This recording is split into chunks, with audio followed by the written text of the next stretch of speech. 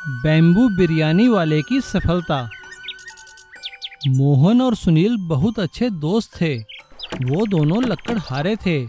वो दोनों जल्दी सुबह जंगल चले जाते और वहाँ से लकड़ियाँ काट कर लाकर गाँव में व्यापारियों को बेचा करते थे। वो दोनों बहुत मेहनती और ईमानदार थे। वे दोनों एक दूसरे पर बहुत भरोसा किया करते थे। एक दिन जब दोनों जंगल में लकड़ी काटने काफी अंदर तक चले गए, तब सुनील ने मोहन से कहा, अरे मोहन, वो देख तो वहाँ पर। अरे क्या हुआ सुनील, क्या दिख गया तुझे ऐसा? अरे वो सामने देख, नदी पार कितने बांस के पेड़ हैं। बहुत बड़े बड़े बांस के झुरमुट लगते हैं वहाँ पर। ये तो लगता है बांस का जंगल है नदी पार। क्यों ना हम वहाँ जाकर बांस काटें? पता है तुझे, बांस बेचने से लकड़ी से ज़्यादा कमाई होती है। हाँ हाँ ठीक है, चल वहीं चलते हैं। सुनील और मोहन बांस के जंगल में चले जाते हैं और वहाँ पर बांस के झुरमुट देखकर बड़े खुश होते हैं। वे दोनों जल्दी से तरह तरह के बांस काटते हैं और उन्हें लाकर गांव में व्यापारियों को बेचते हैं। व्यापारी बांस देखकर बहुत खुश हो जाते हैं। अरे भाई, कहाँ लग गई तुम लोगों की लॉटरी है? कहाँ से लाए हो इतने अच्छे बांस? क्या और लाकर दे सकते हो? हाँ हाँ सेठ जी, आप जितने कहिए उतने बांस ले आएंगे, लेकिन कहाँ से लाए हैं ये आपको नहीं बता सकते हम। अच्छा ठीक है भाई, मुझे क्या लेना है तुम कहाँ से भी लाए हो। ये पकड़ो पैसे और कल और बांस ले आना। जी सेठ जी। वो दोनों खुशी खुशी पैसे लेकर घर चले जाते हैं और सुबह जंगल जाने की तैयारी करने लगते हैं।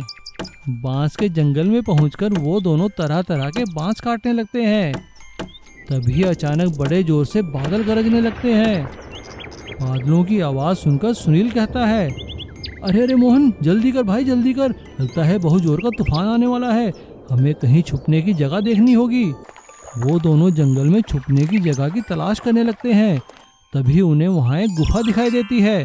वो दोनों गुफा के अंदर घुस जाते हैं। देखते ही देखते अंधेरा हो जाता है। वो लोग आग जला लेते हैं। उन्हें बहुत भूख लग रही थी। तभी मोहन बोलता है, अरे सुनील, ये देख, ये बैम्बू तो कितने कच्चे और अच्छे लग रहे हैं। मैंने सुना है बैम्बू की बहुत अच्छी बिरयानी बनती है। चलो आज बैम्बू बिरयानी बनाते हैं। और वो दोनों बहुत ही स्वादिष्ट बैम्बू बिरयानी बनाते हैं, जो उन्हें बहुत अच्छी लगती है। वो दोनों बिरयानी खाकर सो जाते हैं और सुबह मौसम खुलने पर अपने घर वापस आ जाते हैं। लेकिन बारिश रुकने का नाम ही नहीं ले रही थी, इसलिए उन लोगों का जंगल जाना बंद हो गया। तभी एक दिन मोहन सुनील से कहता है, अरे सुनील, घर बैठे बैठे क्या करें भाई, चलो एक काम करते हैं। हमने जो बैम्बू बिरयानी बनाई थी ना, वो बनाकर गांव की मार्केट में बेचते हैं।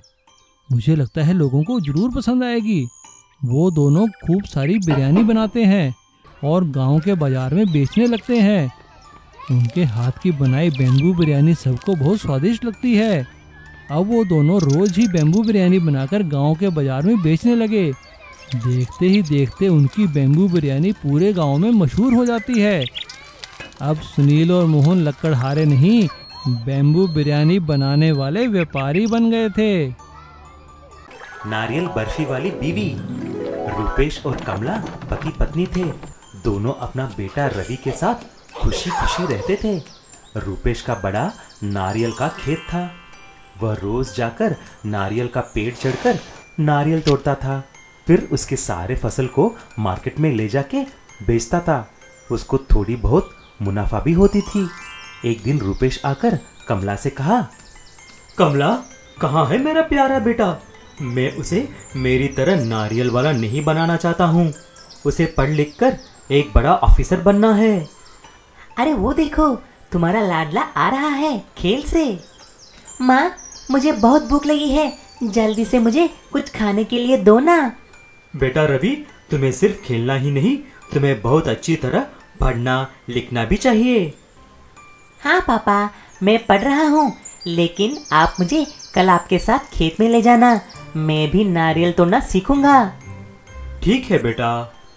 ऐसा रूपेश और रवि दोनों अगले ही दिन सुबह ही खेत में जाते हैं।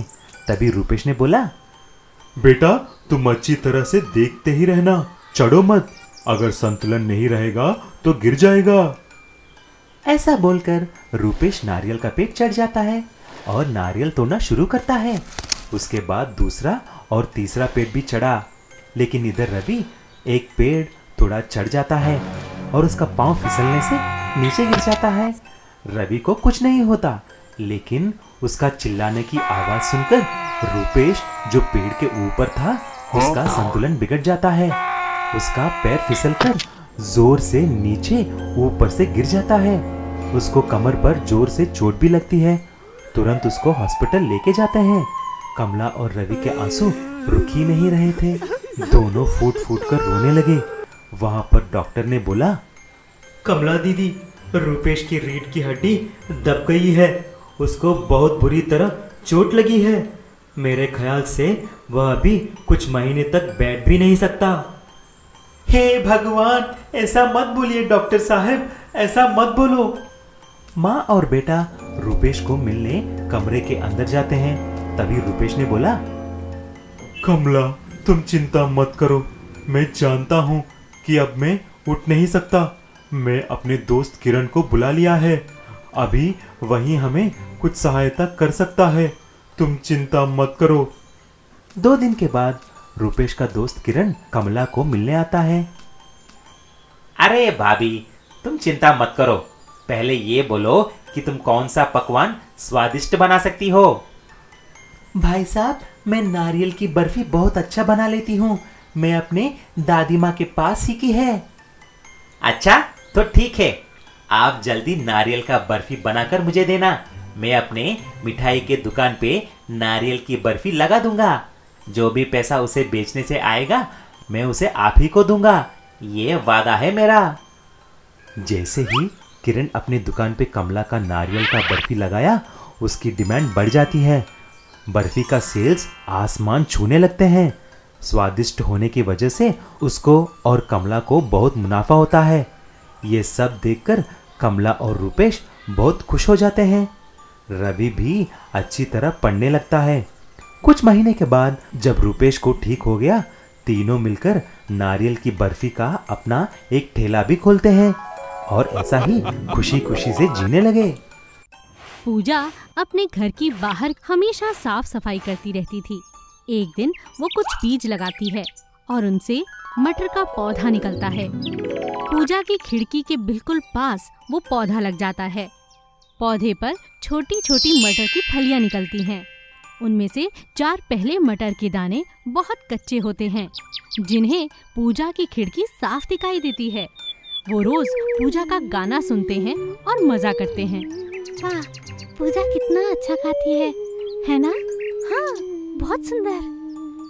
सभी को उसका गाना सुनने में बहुत मजा आता है। लेकिन एक मटर की फली का दाना सबसे ज्यादा पूजा को चाहता है। वो हमेशा खिड़की के पास पूजा का इंतजार करता रहता है। कब आएगी पूजा? सारा दिन निकल गया, आज वो नजर ही नहीं आ रही। एक दिन पूजा की तबीयत बहुत खराब हो जाती है।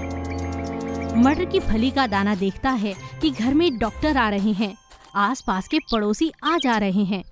वो 2 महिलाओं की बातें सुन लेता है। अरे बहन, पूजा की हालत तो सही नहीं लगती। ना जाने क्या हो गया है इसे, बिल्कुल बात नहीं करती, बिस्तर से उठने का नाम ही नहीं ले रही। डॉक्टर तो कहता है इसकी इच्छा शक्ति पर ही सब निर्भर करता है। ना जाने ये कब ठीक होगी।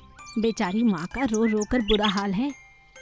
मटर का दाना जब ये बात सुनता है तो भगवान की आराधना करने लगता है और पूजा की तंदुरुस्ती की कामना करने लगता है। एक दिन खूब तेज तूफान आता है। अपनी इच्छा शक्ति के कारण वो मटर की फली का दाना सीधा पूजा के कमरे के अंदर जा गिरता है और उससे बातें करने लगता है। पूजा, उठो, तुम्हें क्या हुआ है? यूं क्यों लेटी रहती हो? आखिर बात क्या है? मुझे देखो, मेरी इच्छा शक्ति मुझे तुम्हारे पास तक ले आई और तुम बिस्तर से ही नहीं उठ रही हो। पूरा जीवन तुम्हारे सामने है। उठो पूजा, उठो, तुम्हें उठना ही होगा। पूजा मटर की दाने की आवाज सुनकर धीरे धीरे अपनी आंखें खोलती है। वो देखकर हैरान रह जाती है कि मटर का दाना उससे बातें कर रहा है। तुम बात कर सकते हो? ये कैसे हुआ? और तुम यहाँ कैसे आए? ये मेरी इच्छा शक्ति है, इसीलिए तुम्हें भी अपनी इच्छा शक्ति को जगाना होगा। हम सब के अंदर वो है, मगर उसे जगाना इंसान के अपने अंदर होता है। कोशिश करो, उठो, जागो, अच्छा खाना खाओ, पानी लगातार पियो। धीरे धीरे तुम बिल्कुल तंदुरुस्त हो जाओगी पूजा। धीरे धीरे रोज कहने पर पूजा उसकी बात मान लेती है। मटर की फली के दाने को अपने खिड़की के पास छोड़ देती है। अब तुम यहीं रहो, मैं खाना भी खाती हूँ, समय पर पानी और दवा भी लेती हूँ। उम्मीद तो है धीरे धीरे ठीक हो जाऊंगी। क्यों नहीं, तुम जरूर ठीक हो जाओगी। पहले से तुम बहुत अच्छी हो चुकी हो। धीरे धीरे पूजा तंदुरुस्त हो जाती है। एक दिन बरसात के बाद पूजा का ध्यान अपनी खिड़की पर जाता है। वो देखती है कि मटर का दाना अब फिर से एक पौधा बन चुका है। वो उसे रोज पानी देती है और उसका शुक्रिया अदा करती है, क्योंकि उस मटर के दाने ने ही उसे इच्छा शक्ति हमेशा बनाए रखना सिखा दिया था।